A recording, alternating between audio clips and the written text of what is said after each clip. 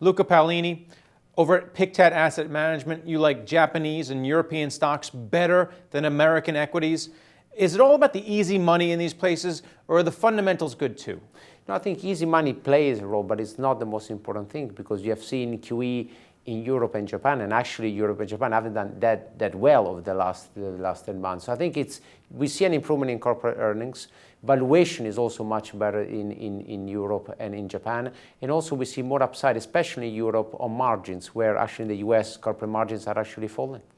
Why aren't the negative interest rate strategies working, either in Japan or in Europe? I mean, the yen has gotten much stronger since the start of the year. I think it's gone from 120 to around 113.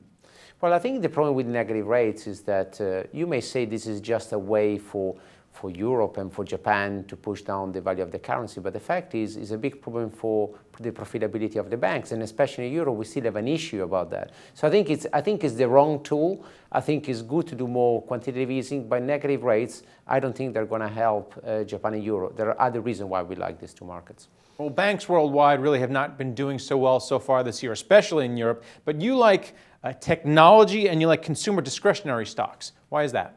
Well, technology, because we really feel that over the next 5, even 10 years, technology is the place to be. In terms of consumer discretionary, it's a little bit more tactical, because the valuation may not be great, but we have very low interest rates. We have obviously very, very strong employment growth, especially in the US. The oil price is very low. I think everything seems to be very supporting for the consumer. All right, but you still don't like consumer staples. Now, the consumer, they have jobs, they have money here in the US, but you don't like the consumer staples sector. Tell me why. It's really valuation. We are close to 20 times forward earnings. We think that there is a much better value in other defensive like telecom, where there is better pricing power, better valuation. Consumer staples, the fundamentals may be okay, but I think really the valuation is far, far too high for us. And then finally, high yield has also come back since mid-February here in the US. Worries about the energy sector contaminating the rest of high yield really haven't panned out so far. You like high yield. Why? Well, we like high yield because it's really all about the price.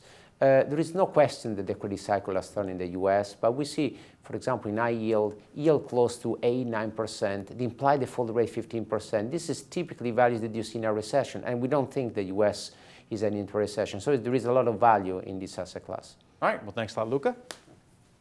And thank you for watching The Street.